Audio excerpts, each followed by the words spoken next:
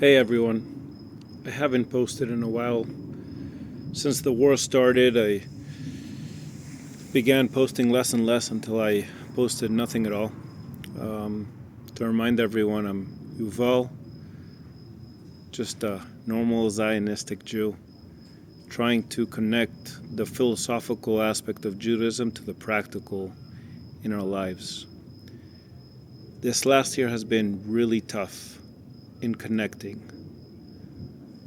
to Hashem, connecting to the divine, understanding what our purpose is, why everything that happened to us happened, and what it is we're doing to overcome.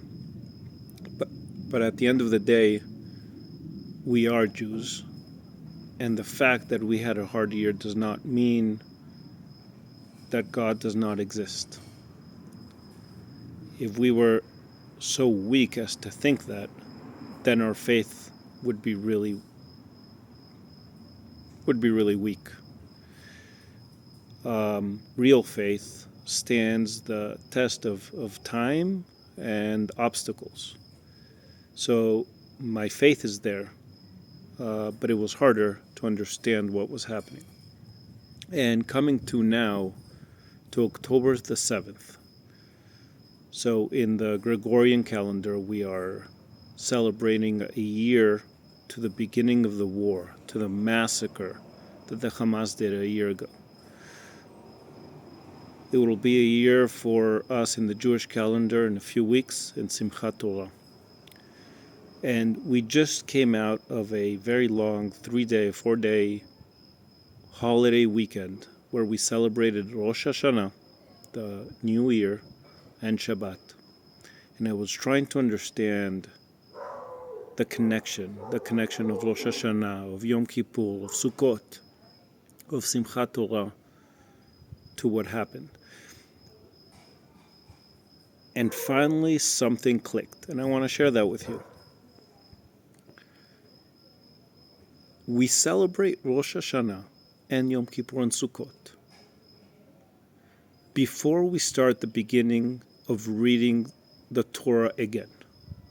Now you can say, well, okay, so who cares? What does that matter? You start reading the Torah. The beginning of the reading the Torah is not something that was sketched out in the Torah. It doesn't say in the Torah to start reading it when we start reading it after Sukkot. That's something that we proclaimed and we did. So what does that really matter? And my answer to that is that it doesn't matter. I mean, if God willed it to be, that's at the end what we're doing. And the fact that we finish the high holidays before we start reading is pretty insane, because we are connecting to the divine. As hard as we have, all the troubles that we have had, as hard as we have fought, we come to Rosh Hashanah asking for forgiveness, and we think about what we've done, specifically, what we have done wrong and what we can do to become better, especially Yom Kippur, the climax, and Sukkot.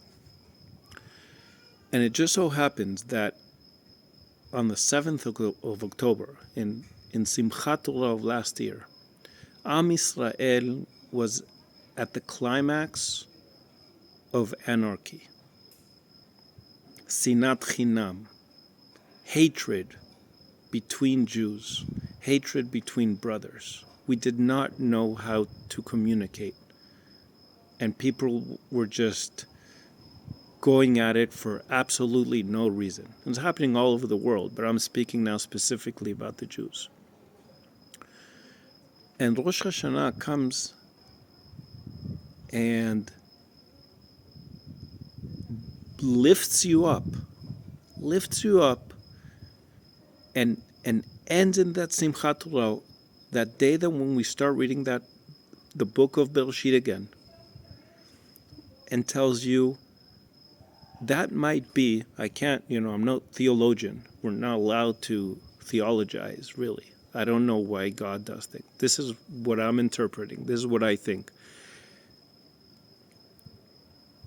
We have the possibility now to really elevate ourselves, this whole year, and especially these few weeks, and to enter the Sefer of Bereshit, understanding that we have to become better people. We have to love our brothers like we love ourselves. Because that is what Sefer Bereshit is all about. Sefer Bereshit is not about the creation of the world, and I've spoken about this before. Sefer Bereshit is about relationships. It's relationships between father and son, and mother and daughter, and mother and son, and brother and sister, and brother, and friends, and community. That's what it's about, and that's where we were lacking. Now we have the chance to elevate ourselves and come into Simchat Torah more together than ever, loving our brothers like we love ourselves. That is what's special. That is the meaning of this Rosh Hashanah and going into Simchat Torah in a few weeks. And last year we celebrated HaTashpad. That's the Jewish year, that with letters. And Tashpad, you say the last two letters, it's Pei and Dalet. When we went into HaTashpad last year, I remember speaking with my friends, and we were saying this is going to be the year of Pritzat Derech. We were going to carve a way forward in our journey, in our paths, us individually and Am Yisrael. And the whole year we were devastated. We were thinking, what is this? This is not happening. We're not succeeding. We're not going through any new paths. But now I realized it's not succeeding in the way, it's just breaking through. And breaking through we did. We broke through the last year as a nation and me individually as well. And this year, it's HaTashpa, and it ends with a Pei, Hey. And what that is, as my daughter, my 10-year-old daughter, Teila, told me, it's going to be Prichat Hatzlachot. Prichat Hatzlachot means it's going to be the blooming, the flowering of success.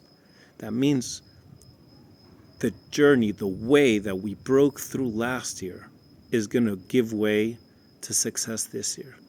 Only if we're able to live up to what Hashem told us to do, to be united, to love Am Yisrael, to love others like we love ourselves, and stay strong and united against our enemy, our foreign enemy.